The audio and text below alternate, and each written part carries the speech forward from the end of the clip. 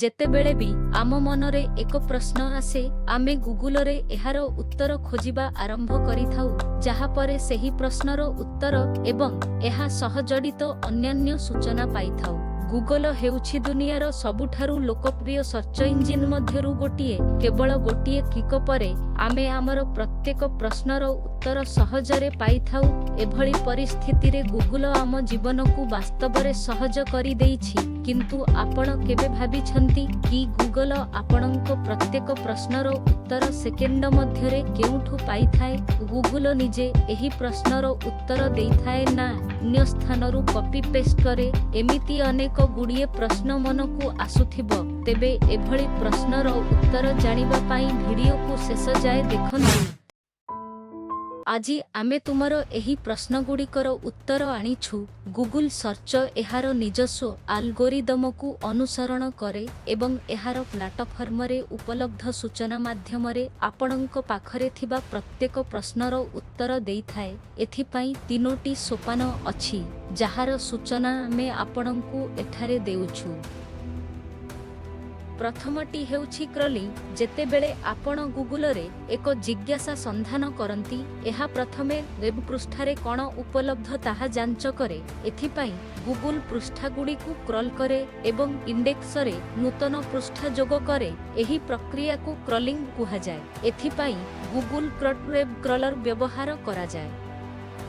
ଆସନ୍ତୁ ଆପଣଙ୍କୁ କହିବା ଯେ ଗୁଗୁଲ ବଟ୍ ହେଉଛି ଏକ ୱେବ୍ ସଫ୍ଟୱେର୍। ଏହି କ୍ରଲରମାନେ ୱେବ୍ ପୃଷ୍ଠା ଖୋଜନ୍ତି।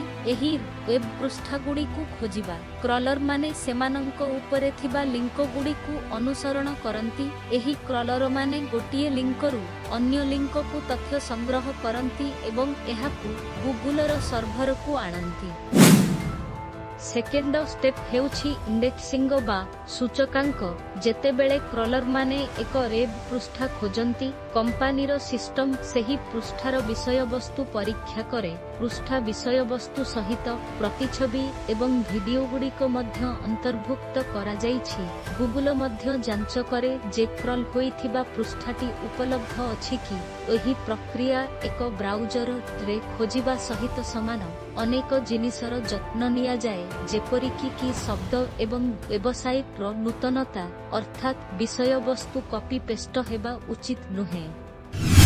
ଗୁଗୁଲର ସିଷ୍ଟମ ସର୍ଚ୍ଚ ଇଣ୍ଡେକ୍ସରେ ଥିବା ସମସ୍ତ ସୂଚନାକୁ ଟ୍ରାକ୍ କରେ। ଏହି ପଦକ୍ଷେପରେ ନକଲ ବିଷୟବସ୍ତୁକୁ ପରିତ୍ୟାଗ କରାଯାଇଛି। ଏହି ସମସ୍ତ ସୂଚନା ଗୁଗୁଲ ଇଣ୍ଡେକ୍ସରେ ଗଚ୍ଛିତ ହୋଇଛି ଏବଂ ଏକ ବିଶାଳ ଡାଟାବେସ୍ ସୃଷ୍ଟି ହୋଇଛି। ଥାର୍ଡ ଷ୍ଟେପ ହେଉଛି ସର୍ଭିଂ ଏଜେଣ୍ଟ। ଯେତେବେଳେ ଆମେ କିଛି ଖୋଜିବାକୁ ଗୁଗୁଲରେ ଟାଇପ୍ କରୁ, ଆମେ ମଧ୍ୟ ଆମର ପ୍ରଶ୍ନ ସହିତ ଜଡ଼ିତ ଅନେକ ଉତ୍ତର ପାଇଥାଉ। ତଥାପି ଏହା ଅନେକ ଜିନିଷ ଉପରେ ନିର୍ଭର କରେ। ଏହାର ସର୍ବୋଚ୍ଚ ପୃଷ୍ଠା ମାନ୍ୟତା ଅଛି। ଏହି ଉପାୟରେ ଗୁଗୁଲ ତୁମର ପ୍ରତ୍ୟେକ ପ୍ରଶ୍ନର ଉତ୍ତରକୁ ସେକେଣ୍ଡରେ ରଖେ।